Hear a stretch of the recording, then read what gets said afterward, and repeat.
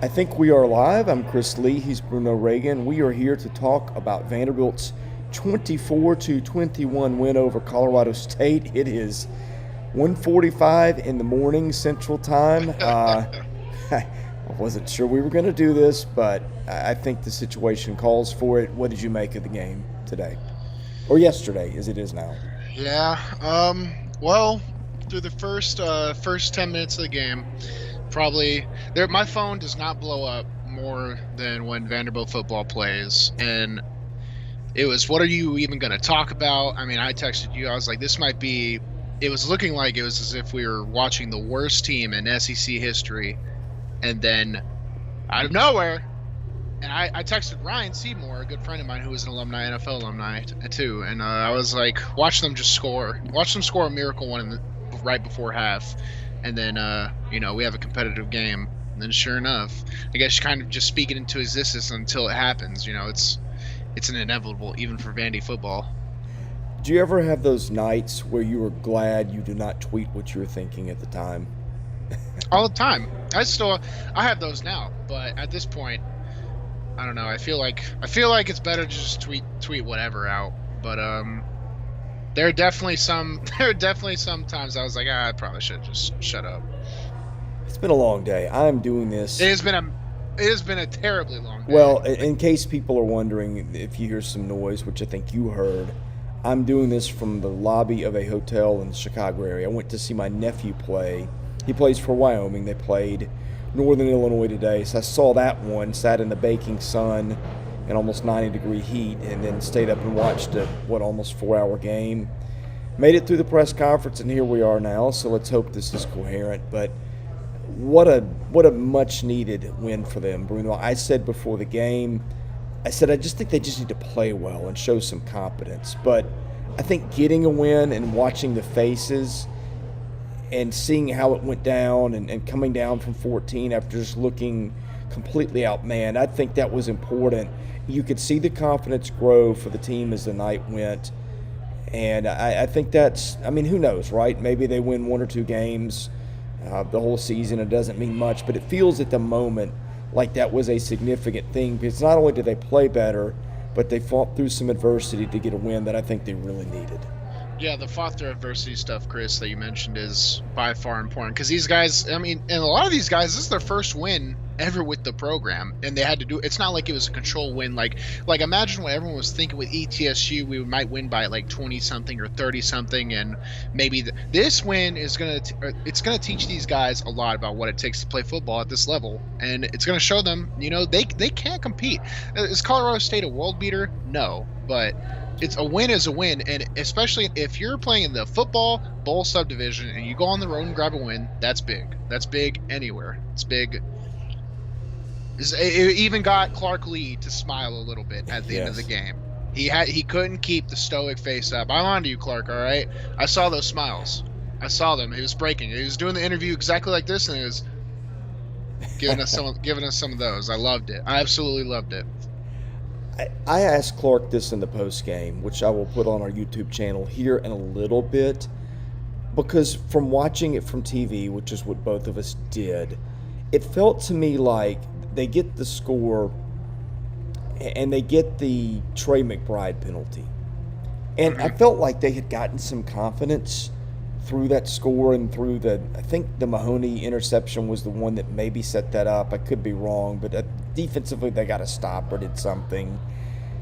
And then McBride catches that ball, and he goes to the sideline, and he looked to me like he shoves Justin Harris, and he gets a penalty. He's taunting them, and it just seemed to me that watching the sideline and the body language and some things afterwards, it seemed they went to a mode where they were pretty ticked off and upset about the disrespect there, whatever word you want to choose. But it seemed to me that put the spark into the team.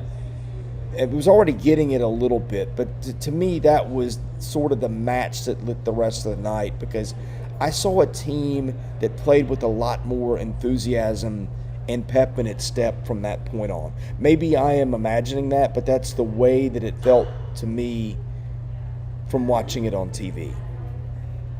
I gotta agree with you, Chris. Listen, someone does that to me. When you used to be in those pressers when I was up there, and you had to talk about the Tennessee game, it's like, oh, is it different? Those questions, and I have to go, and I'm going to be like, no, it's different. It was different, man. It meant more. It really did. And when people challenge you like that, maybe that's the kick in the butt these guys needed to maybe be like, what? Like it feels like the program's been sleepwalking, and finally someone just slapped them, and they were like, oh, hold on. It's because it's not like they went out there and they played NFL level football, but they got the ball in the end zone more than Colorado State did, and that's all you got to do. That's all you got to do. I think there is something to that, and obviously. Colorado State shot itself more in the foot than Vanderbilt did, which was impressive. That's one thing I want to see with this team, Chris. We got to stop the penalties. It's a controllable. Goodness. It's a controllable. You can control that. Well, to an extent, right? There were some dumb calls like the offensive pass interference on Will Shepard. That was hardly offense. That was not an offense pass interference. But you got to bite those. But you can't have 9, 10. Yeah. That's got to be stuff that changes. But I think we saw some changes on the O-line. We saw some changes on the offense, and maybe that was just coincidental. Maybe it's, but how coincidental can something be? They moved Hernandez and Dawkins to guard, I think, and then Hernandez played center for the last 6-8 plays, whatever that would have been when Michael Warden unfortunately got hurt. What else did you see in the offense that changed? Because it seemed like from that 2-minute mark of the first half on, the offense was different. I mean, it did get bogged down at times in the second half, but a lot of times that coincided with the punt that put them back at the 15. But it seemed like certainly it wasn't a great offensive performance, but it was a tale of two halves basically, or really to be more exact, the first 28 minutes and then the last 32. What did you see there that worked that had not worked before? I think they attached jumble cables to the offense, maybe a defibrillator of sorts, when they went, Ken, or whatever magical force went, I'm just going to throw it to Chris Pierce and see what happens. And then, boom, you get the big yards plays, then you're in the red zone. And all of a sudden, that thing ticks in your head. You're like, whoa, if we perform, it doesn't have to be 14 plays. 4 or 5 solid plays, we score. I think we got Chris involved just on the big play, and that opened up everything. I think it was a softening process too. Listen, when they established, it's not like they established a great run game. I think they had 100 or so rushing yards, but when you are a threat from the run, which they were, when they switched the offensive lineman, Julian Hernandez was in there sacrificing life and life and liberty to move that defensive lineman as far back as he could off the ball.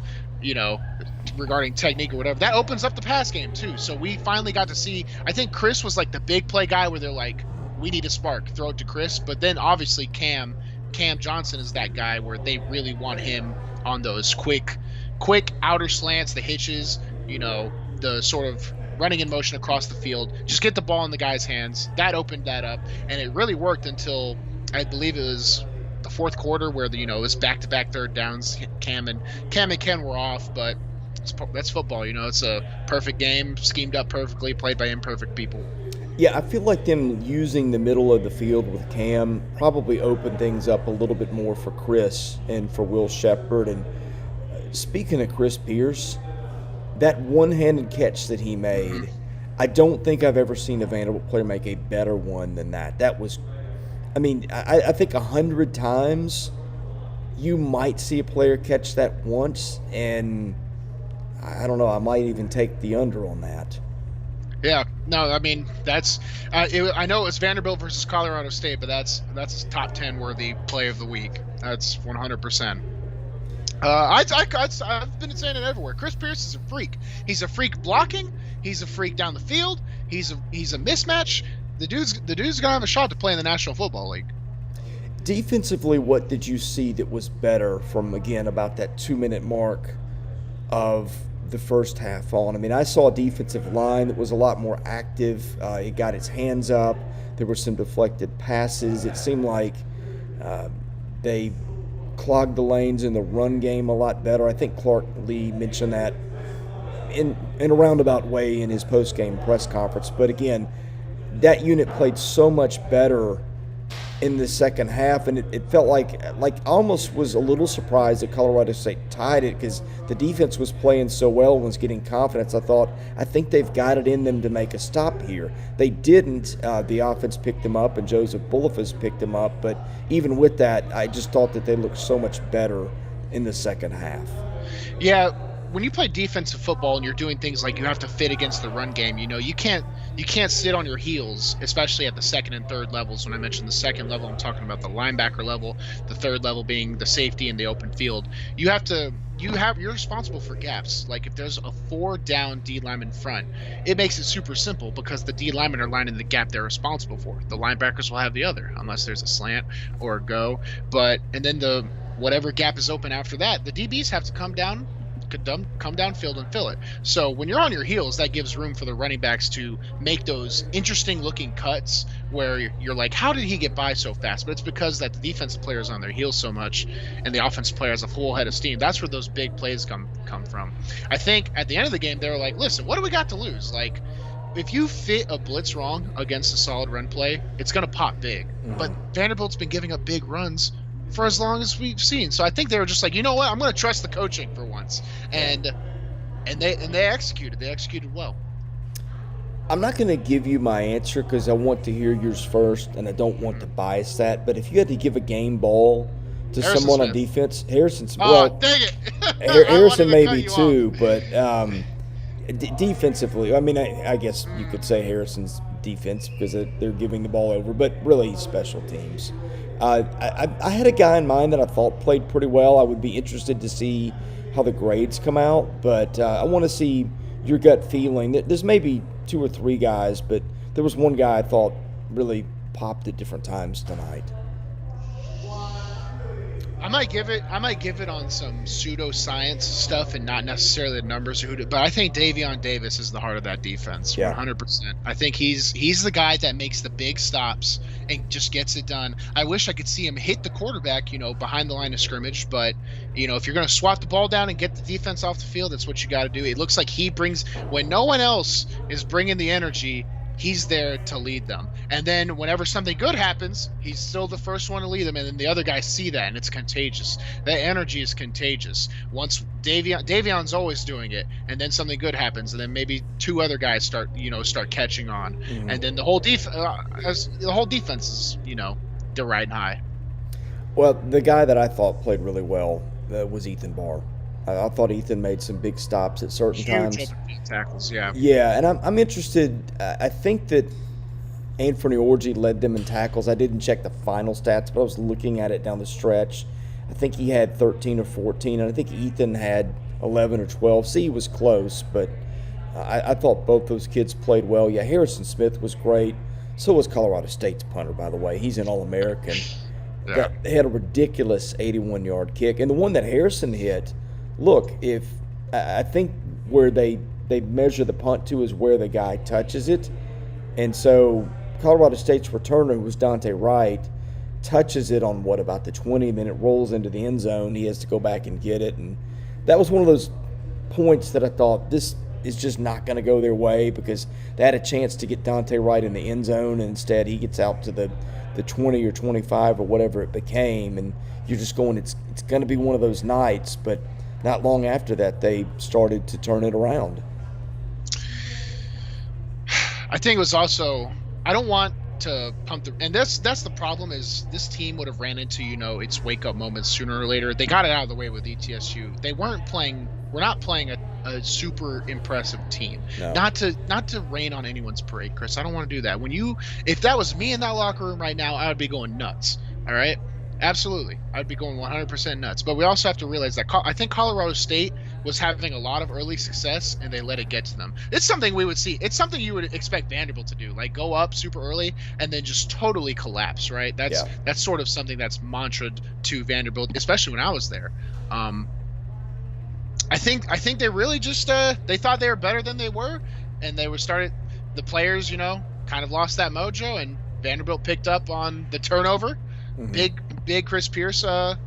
Big Chris Pierce, a little bit of offensive line change that saw some more physicality, and before you know it, the game's over. You don't get that time back. You're like, it snaps back into you, and you're like, oh,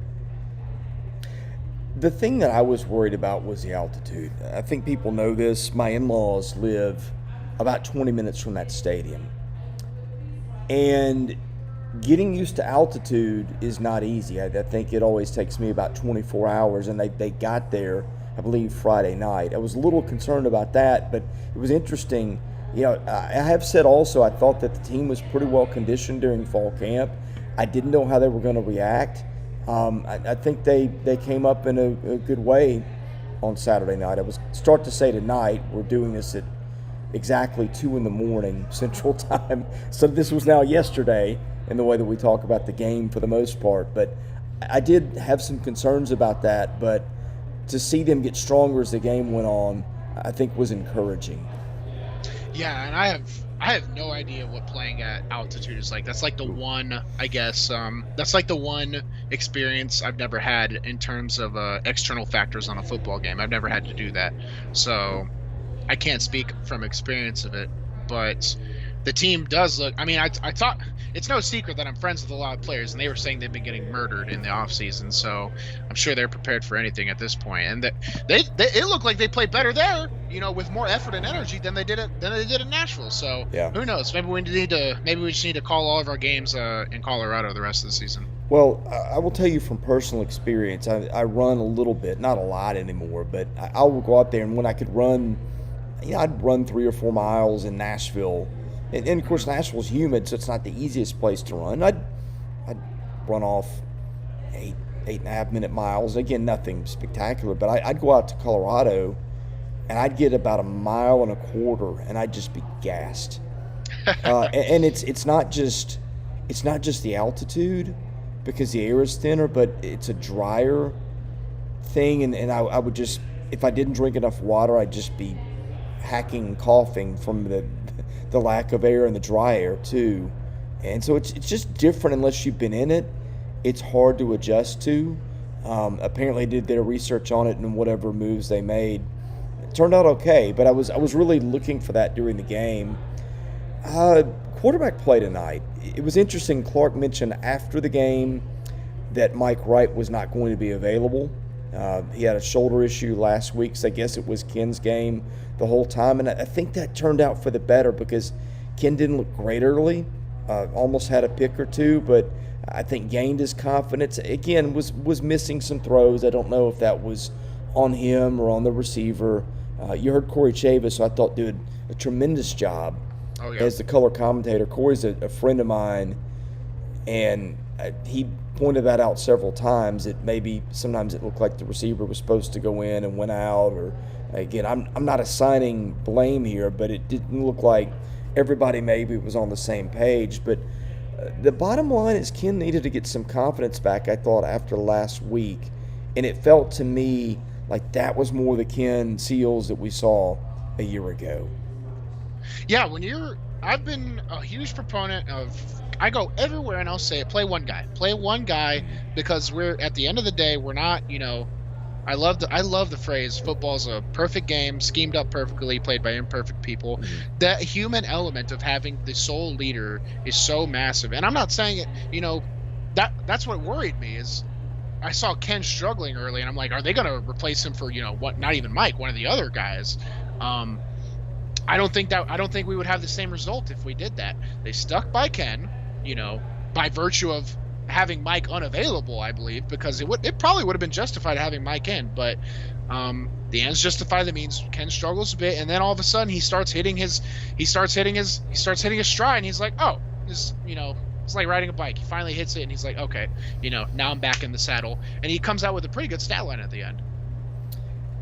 Offensive line tonight, just befuddling to watch at times. The pre-snap penalties are just never seeming to end.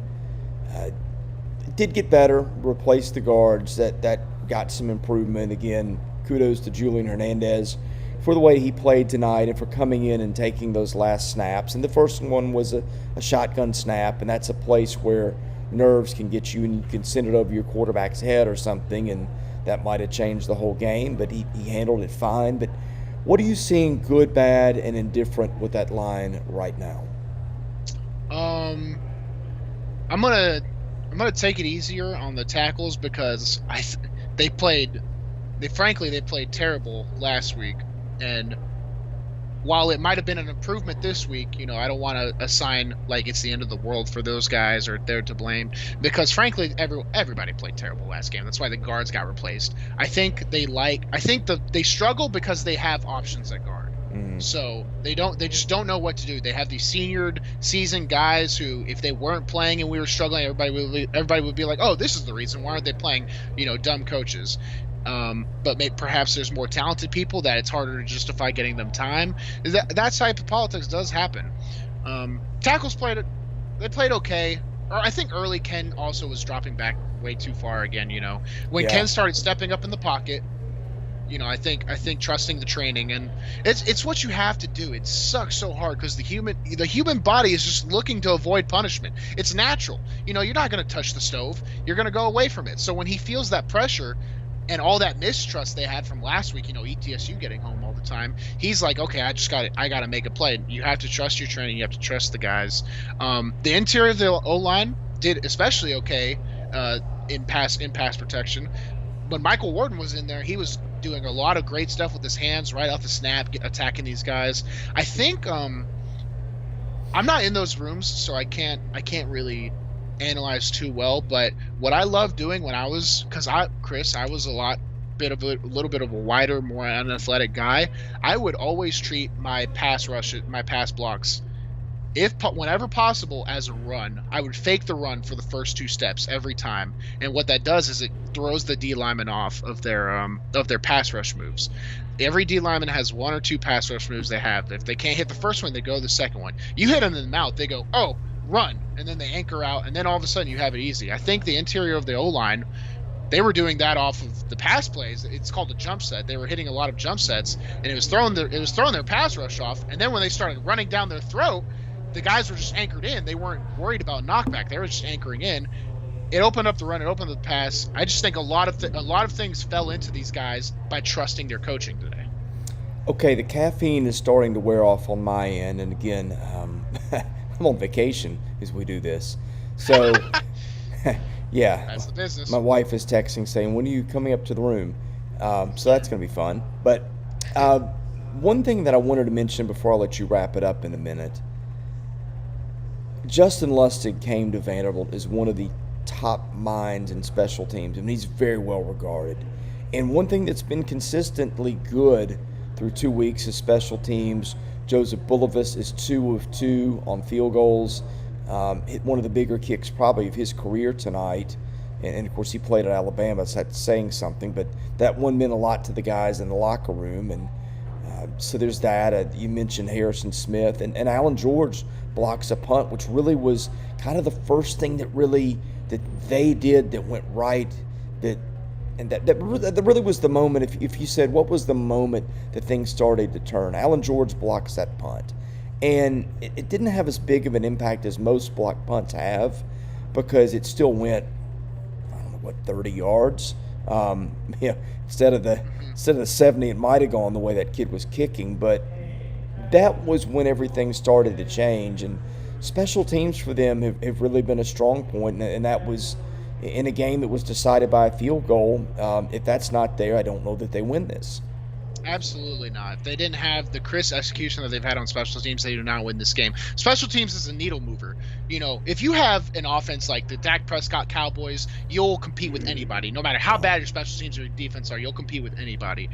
But if you have great special teams, that's what's going to decide games, when the competition, the talent level, the execution, when that's even, special teams is going to decide it. We saw it tonight. And they were competing really hard with their All-American punter, too. I mean, fields were changing like crazy. But at the end of the day, their field goal kickers didn't make the kick. They didn't protect well on the punt. That led us into positions to score. Boom. Those 3 6-point swings won us the game. Was there anything that you wanted to get to before we end this in a minute that we didn't bring up in the broadcast that you thought was significant?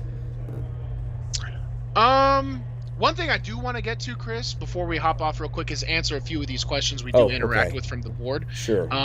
So I mean, it was crazy because I open it up at halftime because I want people to think about it, and then I'm guessing Obviously, the we come questions out. are different after the game than they were at half. Well, at first it was like maybe 4 questions and everyone was checked out. Then boom, end of the game, like 30 questions hit. So we'll try and grab a few of these. I'll reply to them. Guys, if you're not aware, if you're on the YouTube live stream, you can interact with the show live. You can post questions on the VandySports.com board. I open up a thread at halftime. That's, we'll always make sure to interact with these questions. And So, let me say one thing quickly. If people Yes. are posting questions on the feed, we're not seeing them. We've got a little bit of a disconnect between the software we're using and the YouTube live thing. So I don't know if people are posting those.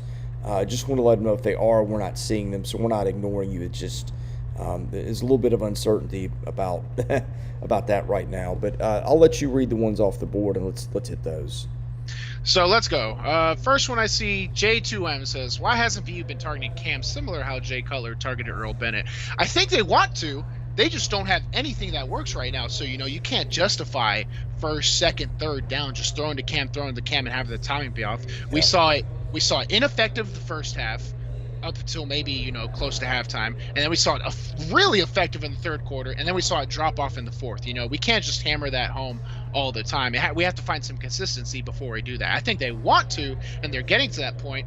As the season goes on, it'll get better, and you'll see more of that. Anything you want to add to that, Chris? Speaking with targets tonight, well, they don't have it on this. Yes, they do. Cam got 12 targets tonight. I would have figured he was the top targeted guy. Devin Body, number 2.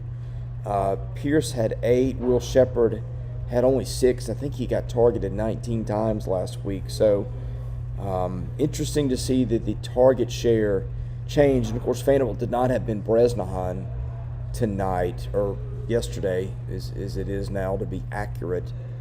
Gavin Schoenwald, I thought, might get used a little bit more in the passing game. He didn't get targeted, so there was that. But in case you were wondering how the target breakdown was, Cam Johnson was targeted 12 times and caught 9. Yep. Sweet. All right, let's go on to the next point. Nashville native 615 says, glad they didn't rotate QBs, but how do they find a way to get right on the field? He has talent. He needs some gadget plays. That is the toughest part about this team to figure out right now. Mike Wright is a gamer. The dude showed some impressive stuff against ETSU. Did he come in and, save the day? No. But the dude is undeniably a talent, works hard, is a leader of this team, and probably needs some plays. I think what they did with last year with, Ken would basically get to the red zone, struggle. Then they bring special plays for Mike in. I think that's okay to have. That's great to do. In the XFL, we were doing that, and I didn't mind that at all because there was stuff Nick Fitzgerald could do better than Jordan Teamu, and there was stuff that Taylor Heineke could do better than Jordan. So we would bring him in, but at the end of the day, Jordan was our quarterback. So Ken can be the QB1 for this team, and they can still get Mike some plays. I think we'll see that throughout the season. And I don't think it's a cause for error. We just can't see them switch quarterbacks on series willy-nilly. Well, 2 things with that. If people are joining us late, Clark Lee mentioned in the press conference that Mike had a shoulder issue suffered during the game last week. And correct me if I'm wrong, I think he said he wasn't available or was not available unless it was an emergency. I don't know how he phrased it, but basically they knew they would be without him tonight. I think the other issue is, again, I don't know what they've done in practice since fall camp ended a couple of weeks ago, but he did not get used anywhere else in fall camp. So they did not have him out in the slot or doing whatever it is they might do with him that it doesn't involve him taking snaps behind center. So if they have a plan or a way to get him on the field in that regard, it's not one that has been practiced a lot, if at all. Mm-hmm. Yeah, it's something they'll have to learn on the fly, and hopefully this team gets accustomed to, they start finding consistent pieces so that they can install things within a week notice. Because if you're a good team, that's something you'll do. You can change up the game plans a lot more. But this team needs to find a base of plays that work well. So we might not see it for an initial first few games, but it's something that should be a goal to work towards. Yeah. Going next, VandyGal78 says, fantastic how the team's got things working. got things working. But then in the fourth quarter, we got cold again. Why? Different plays called, players tired, CSU making changes. I think it's just, and it sounds like coach speak, but it was just execution errors. We were getting third downs that should have been converted, and they weren't. It's the player aspect of it. I mean, this is a team that just lost by 20 to ETSU. They're not gonna all of a sudden wake up and become the greatest team on earth, but it was enough to win. That's what matters. Yeah, I think it was game situational. They were playing with a touchdown lead, and also, again, field position was not great. And credit Colorado State's punter for that. He had a lot to do with it. But I would say that probably had a lot to do with it. You could say that maybe they got a little bit conservative. But the defense was playing pretty well. So there was that, too. But to me, it was situational as much as anything. And we'll finish up with this last one. On O-line play, do you think Clemens was hurt or demoted? He did not play much, if at all. What do you think of Hernandez coming in at center? Snaps look good, and I think he improves the overall size and ability of our O-line. Steen getting thrown forward like a ragdoll a few times the first half was by number one. How do you prevent that? It must have been better in the second half. So we'll attack those things initially.